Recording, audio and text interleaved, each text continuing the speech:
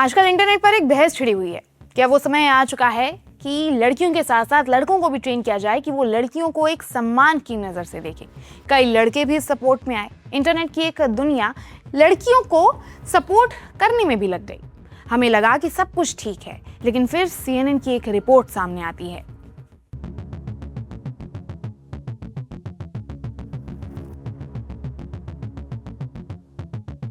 मार्च 2026 में CNN ने एक रिपोर्ट पब्लिश की जिसने पूरी दुनिया को शॉक कर दिया। रिपोर्ट का टाइटल था exposing a global rape academy. सुनने में ये किसी हॉरर मूवी जैसा लगता है, राइट? लेकिन ये कोई फिक्शन नहीं है, ये आज के डिजिटल जमाने का एक भयानक सच है।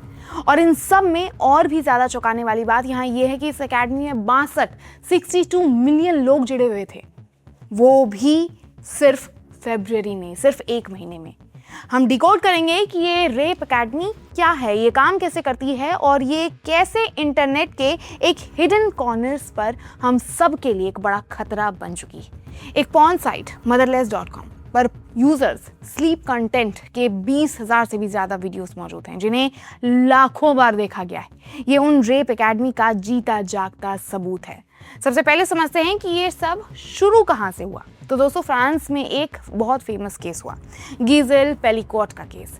उनके पति डोमिनिक पेलिकॉट ने 10 सालों तक अपनी बीवी को ड्रग्स देकर बेहोश रखा और फिर इंटरनेट के जरिए अनजान आदमियों को घर बुलाकर उनसे रेप करवाया, अपनी ही बीवी का रेप करवाया।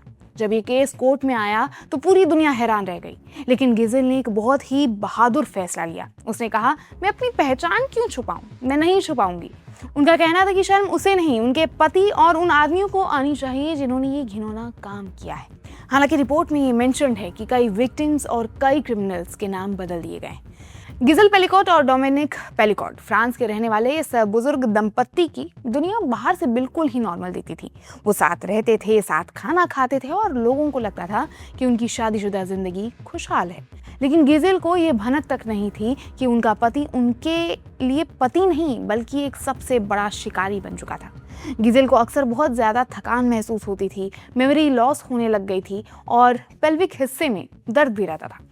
डोमिनिक, जो कि उनका ख्याल रखने का ढोंग करते थे, कई बार उन्हें डॉक्टर के पास भी ले जाते थे। लेकिन गिजेल को ये नहीं पता था कि उनके बीमार होने का कारण कोई और बीमारी नहीं बल्कि उनका खुद का अपना पति था। सितंबर 2020 का समय था जब डोमिनिक को एक सुपरमार्केट में औरतों की स्कर्ट के नीचे छिपकर वीडियो बनाते हुए पकड़ा गया। पुलिस उसे थाने ले गई। छोटे से जुर्म के लिए गिरफ्तार हुआ डोमिनिक तब तक ये नहीं जानता था कि वो अपनी बर्बादी का रास्ता खुद खोल रहा है। पुलिस ने जब जांच के लिए उनके लैपटॉप, फोन और हार्ड ड्राइव को खंगाला तो उनके होश उड़ गए। उन्हें जो वीडियोस और फोटोज मिले उन्हें देखकर पुलिस के ऑफिसर्स भी सन्न रह गए। वो फुटेज डोमिनिक की पत्नी गिजेल के थे, जहां उन्हें नशीली दवाएं देकर बेहोश किया गया था और फिर उनका रेप किया जा रहा था। इन्वेस्टिगेशन आगे बढ़ी तो पता चला कि डोमिनिक कोई अकेला क्रिमिनल नहीं था। उसने coco.fr जैसे आम दिखने वाली वेबसाइटों का इस्तेमाल किया था। उसने वहाँ एसोन एशो नाम का एक फॉरम बनाया था जिसका मतलब होता है उसकी जानकारी के बिना। वो इंटरनेट खोलता, चैट रूम में जाता और उन आदमियों को ढूंढता जो उसकी तरह ही एविल मेंटालिटी रखते थे। वो अनजान लोगों को अपने घर बुलाता और उन्हें अपनी ही पत्नी के साथ रेप करने के लिए उकसाता।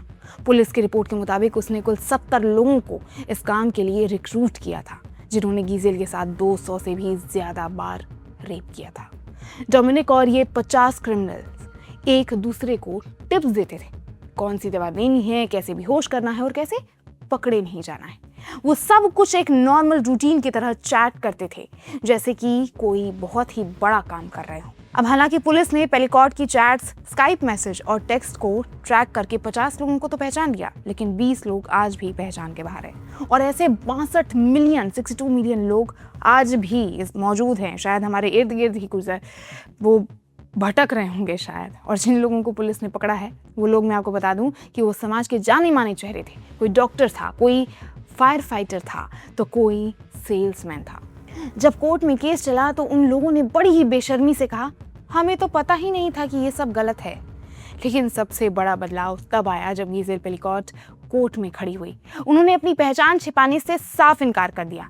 उन्होंने कोर्ट रूम में उन सभी 50 एक्यूज्ड की आंखों में आंखें डालकर अपनी गवाही दी जिन्होंने उनकी जिंदगी बर्बाद कर दी थी, जैसा कि उन लोगों ने सोचा था। डोमिनिक पेलिकॉट और उनके साथियों को कड़ी सजा मिली, लेकिन ये कहानी फ्रांस की ही नहीं बल्कि पूरी दुनिया के लिए कायना है। CNN की एक्सक्लूसिव रिपोर्ट ने ये दिखाया कि भले ही ये क्रिमिनल्स पकड़े गए, लेकिन इंटरनेट पर आज भी ऐसे कई फोरम और फोरम ग्रुप्स मौजूद हैं जहां लोग ऐसे ही इवेंट्स को कंटेंट बनाकर अपलोड करते हैं और वीडियोस यूज भी करते हैं। हालांकि गिजेल पेलिकॉट एक लौती ऐसी औरत नहीं थी, मैं आपको बता दूं, जिसने ये सब कुछ झेला, बल्कि इंग्लैंड, रूस, साउथ वेस्ट से भी कई लड़कियों ने ये झेला, बताया, उन्होंने आप बीती अपनी बताई। कई औरतों ने गिजेल को आवाज उठाता हुआ देख खुद भी हिम्मत की और केस किया। CNN ने उनके बारे में भी बात की और सबकी कहानी कुछ ऐसी ही थी। लेकिन इन कहानियों में एक चीज जो आपको और मुझे डरा रही है कि सोचिए 62 मिलियन लोग, 62 मिलियन यानी कि 6 करोड़ से भी ज्यादा लोग इस एकेडमी को चला रहे थे, सीख रहे थे कि रेप करना कैसे है। और ये 62 मिलियन लोग हमारे ही बीच मौजूद हैं जो अपनी पत्नी, अपनी बहन, बेटी के साथ भी ऐसा कर सकते हैं, या यूं कहें कि कर भी रहे होंगे। एप्स्टाइन फाइल्स ने पहले ही इस दुनिया को झंझोड़ कर रख दिया था। एप्स्टाइन फाइल्स में मौजूद कई नाम ऐसे सामने भी आए जो इस दुनिया को ऑलरेडी अभी भी चला रहे हैं, और अब ये रेप एकेडमी भी सामने आ गई।